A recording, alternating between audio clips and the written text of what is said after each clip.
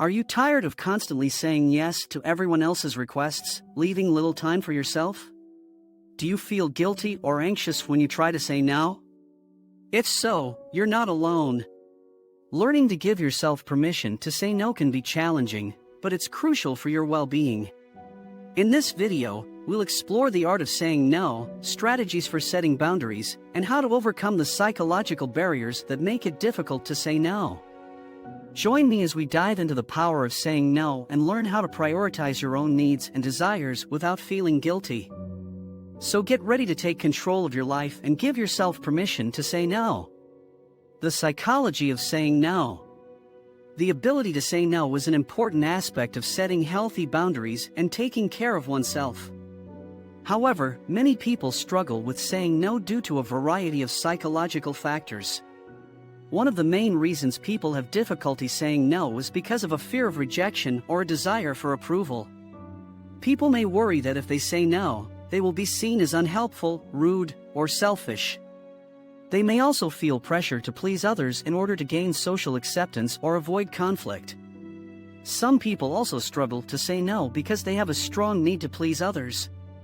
They may feel that saying yes to every request is the best way to maintain positive relationships with others. However, this can lead to burnout and a sense of resentment. To overcome this need to please, it can be helpful to focus on our own values and priorities and learn to say no to requests that don't align with them. The power of saying no. Many people view saying no as a negative or confrontational act, but in reality, saying no can be incredibly empowering and beneficial for our relationships and overall well-being. Here are some of the ways in which saying no can be powerful. 1. Sets clear boundaries. One of the most significant benefits of saying no is that it helps us to set clear boundaries in our personal and professional lives. Boundaries are essential for healthy relationships, as they help to define what we are comfortable with and what we are not. When we set clear boundaries, we are communicating our needs and limitations to others, which can prevent misunderstandings and conflicts. For example, imagine that a colleague asks you to work on a project over the weekend. If you are not comfortable with this request, saying no can be an effective way to establish a distinct boundary and convey your availability. This can prevent any confusion or miscommunication about your availability and prevent potential conflict down the line. 2. Protects our time and energy. Another benefit of saying no is that it helps us to protect our time and energy. In today's fast-paced world, it's easy to get caught up in a never-ending cycle of obligations and responsibilities. Saying yes to every request that comes our way can quickly lead to burnout, exhaustion, and overwhelm. When we say no, we are taking a stand for our own well-being and prioritizing the things that matter most to us. By declining requests or activities that don't align with our values or priorities, we are freeing up our time and energy to focus on the things that truly matter. This can include spending time with loved ones, pursuing hobbies and interests, or investing in our own personal or professional development. 3. Promotes self-care. Self-care is crucial for our physical, mental, and emotional health. It is the practice of taking care of ourselves, both physically and emotionally, to maintain optimal health and well-being. Saying no is an important aspect of self-care because it allows us to avoid overcommitting, setting unrealistic expectations, or compromising our own needs and values. For example, if we are feeling stressed and overwhelmed, saying no to a social invitation can give us the time and space we need to rest and recharge. This can help to reduce stress, improve our mental and emotional health, and enhance our overall well-being. 4. Improves our relationships. Saying no can actually improve our relationships with others. When we set boundaries and say no to requests or activities that don't align with our values or priorities, we are communicating to others that we respect ourselves and our limitations. This can actually enhance our relationships, as others will come to see us as a reliable and trustworthy person who is honest about their needs and limitations. When we say yes to everything, we may become overcommit and overwhelmed, which can lead to feelings of stress and resentment towards others. By saying no, we are setting realistic expectations and avoiding situations that may lead to negative emotions and strain in our relationships. This can promote greater trust, understanding, and respect between ourselves and others. 5. Build self-confidence. Saying no is an important act of self-assertion that can build our self-confidence and self-esteem. When we say no, we are asserting our own needs and values, and communicating to others that we are worthy of respect and consideration. This can help us to build a stronger sense of self-worth and self-esteem, which can enhance our overall well-being. By setting healthy boundaries and saying no to requests or activities that don't align with our values or priorities, we are demonstrating that we value ourselves and our own needs. This can help us to feel more empowered and in control of our lives, which can lead to greater self-confidence and a more positive outlook.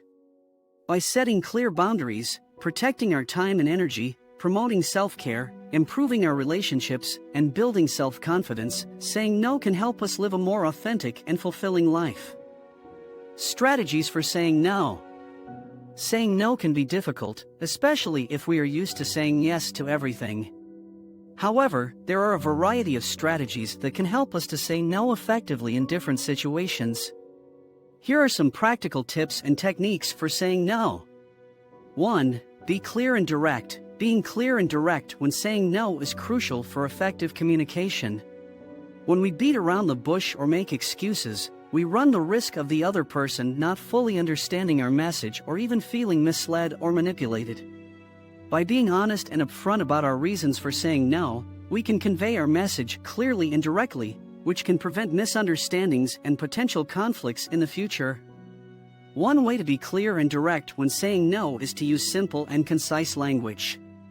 Use short and clear sentences to get your message across, and avoid using overly complex or convoluted language.